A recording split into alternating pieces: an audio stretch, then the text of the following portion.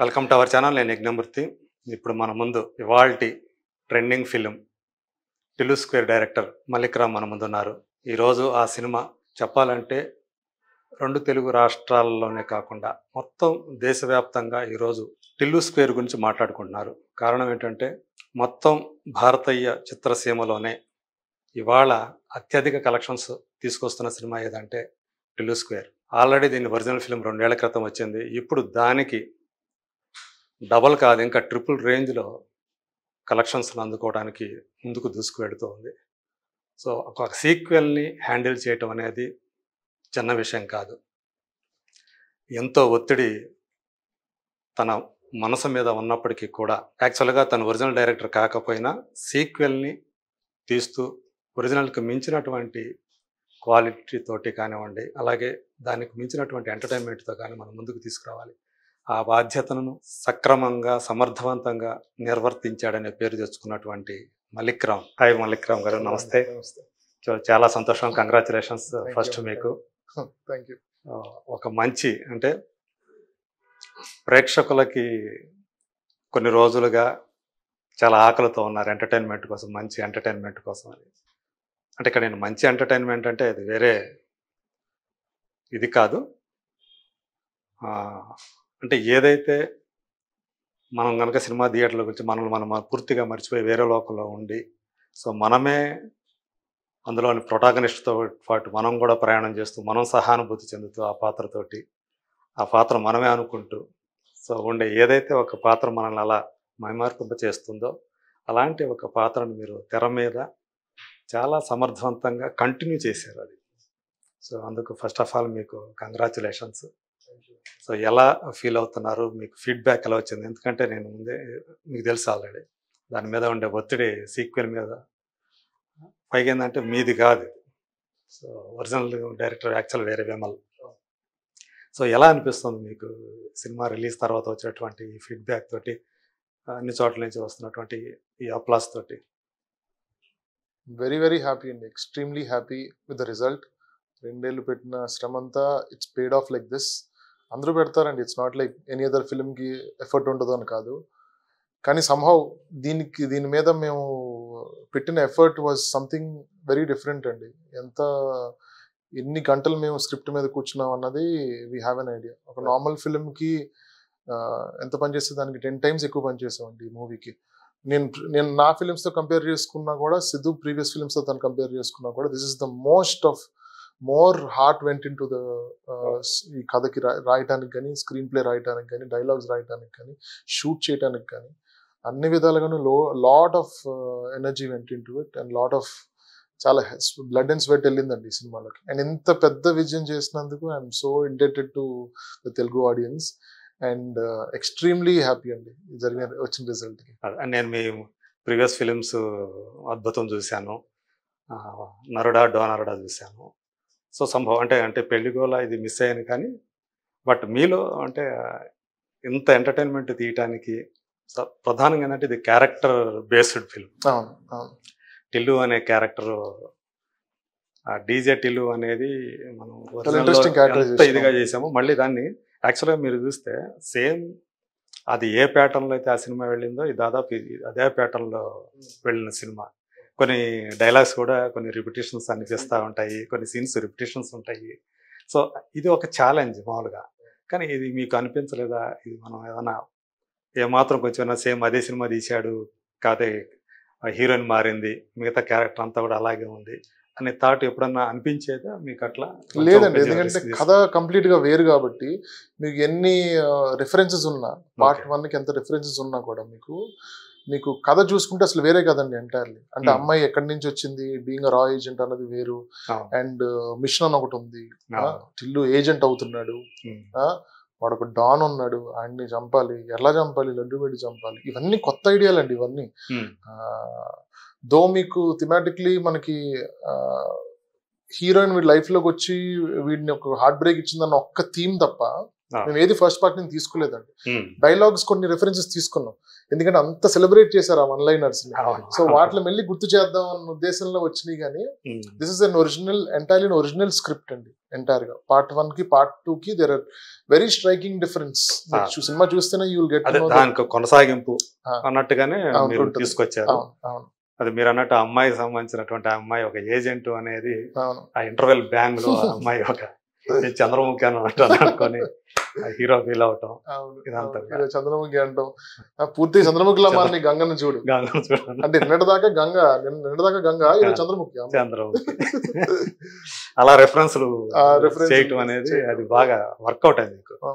అసలు అంటే ఈ సినిమాకి డైరెక్టర్ గా రావటంలో ఆ క్రెడిట్ మీరు ఎవరికి ఇస్తారు, మిమ్మల్ని తీసుకున్నటువంటి? అంటే యాక్చువల్లీ నేను సిద్ధు వేరే సినిమా చేద్దామని ఉద్దేశంలో స్టార్ట్ అయిందండి మైదర్ జర్నీ.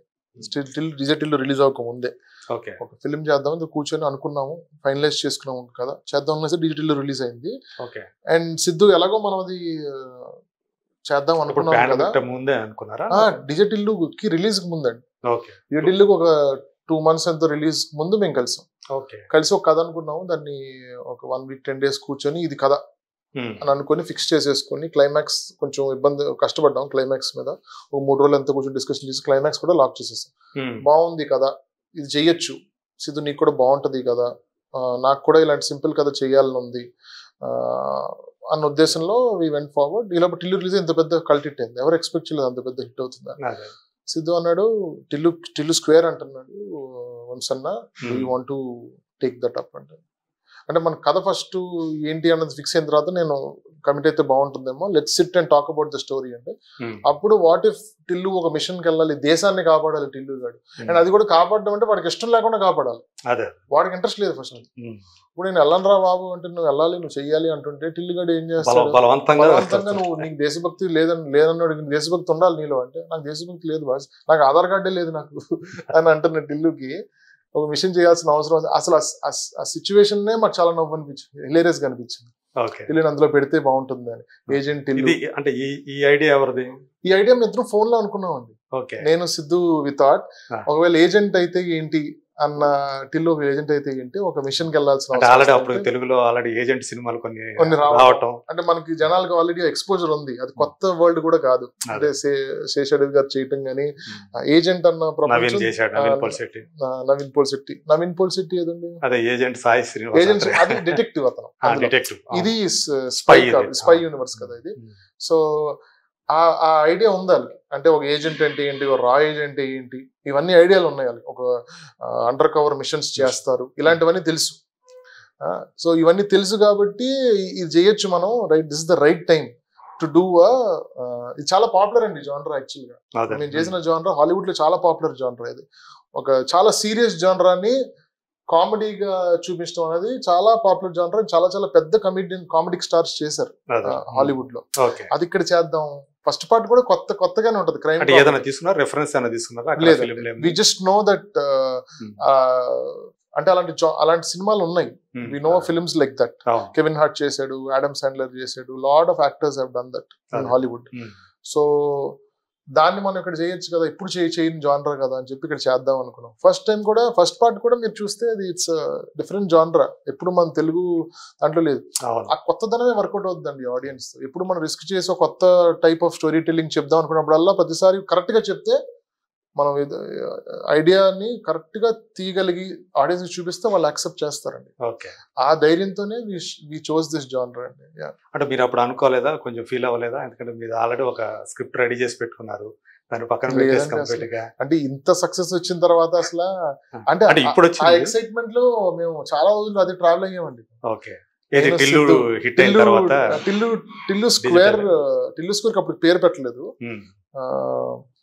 ఏజెంట్ టిల్లు అని అనుకున్నాం అప్పుడు. ఏజెంట్ టిల్లు టైంలో అసలు ప్రతిరోజు నవ్వుకుంటూ రాస్తున్నప్పుడు ఆ కథ గురించి మళ్ళీ ప్రస్తావన రాలేదు ఇంకెప్పుడు.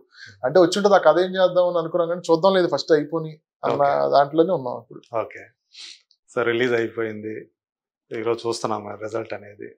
ఎలా అనిపిస్తుంది మీకు? ఎందుకంటే మీరు ఆల్మోస్ట్ 9-10 ఏళ్ల నుంచి ఇండస్ట్రీలో ఉన్నారు. ఉంటుంది మనకు ఒక పెయిన్ ఉంటుంది, మనకి రావాల్సిన గుర్తింపు రావట్లేదు ఎందుకు అని చెప్పేసి. మనలో ఉన్న టాలెంట్ ఉంటుంది, సో కానీ ఒక టైం కూడా మనకు కలిసి రావాలనేది ఒకటి ఉంటుంది కదా. మీరు స్టార్ట్ చేయడం ఏంటంటే నరుడా డోనరుడా అనే అది రీమేక్తో స్టార్ట్ చేశారు.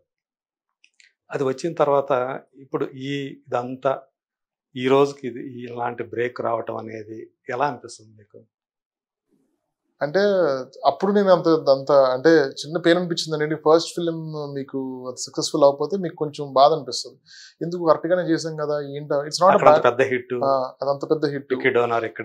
ఇట్స్ ఆల్మోస్ట్ సేమ్ సినారియో ఇక్కడ కూడా, ఒక remake and this is a sequel. Almost same scenario. అంటే difference between taste of Telugu people and north people అని. అవును. సో అప్పుడు we thought probably audience were not ready. ఇప్పుడు రైట్ టైం అండి యాక్చువల్గా. నరుడా డోనరుడా సినిమా ఇప్పుడు చేస్తే ప్రాబబ్లీ ఇట్ వర్క్ ఏమో అని నాకు అనిపిస్తుంది. ఎందుకంటే now people are much more open to ideas like that. ఇంకా అవగాహన వచ్చింది the science behind that. Pandemic time అనేది ఓటీటీ రావడంతో చాలా ఓపెన్ అప్ అయినా. అవునండి, చాలా మటుకు నాలెడ్జ్ చాలా మటుకు తీసుకున్నారు ఆడియన్స్ కోవిడ్ టైంలో. So probably it is a good time to release a film like that with the perfect casting అంతా చేస్తే అది మంచి సినిమా అయ్యేదేమో. సో ఫర్ మీ నేను చేసినవన్నీ వర్కౌట్ అయినాయి, కానీ they never had a theatrical release అండి. నేను పెళ్లిగోలు చేసిన it was a big hit in the web space, and then Adbhutam was a big hit in the Hotstar. చాలా మంది చూసారు. Lot of producers called different timings లో different time lines లో ఉన్నాయి. Lovers love story. So దాని తర్వాత తరగతి గది దాటి అని ఒక చిన్న వెబ్ సిరీస్ చేశాను. వెరీ చిన్న టైట్ బడ్జెట్ లో ఒకటి చేశాను, జస్ట్ టు సి అంత టైట్ బడ్జెట్ లో ఎలా చేయొచ్చు మనం అని ఒకటి చేశాను. And then Tillu square. So everything was working అండి. స్టోరీ టెల్లర్ గా నేను చాలా ముందుకెళ్తున్నాను. సో నాకు ఇప్పుడు అది లెర్నింగ్ లాగానే, గ్రోత్ లాగానే అనిపించింది. నరుడా నుంచి ఆ పెయిన్ నుంచి నేను చాలా I learned how to tackle my pain and use that energy to ఎంత బెటర్ గా చేయొచ్చు నేను చేసే ప్రొఫెషన్ ని అన్న దాని వైపే వాడుకొని ఐ బిల్ట్ ఇట్. అండ్ నాకు తెలుసు ఎప్పుడో అవుతుంది ఇది, గ్యారంటీగా ఇలాంటిది ఒక సినారియో వస్తుంది అని. So it is happening now.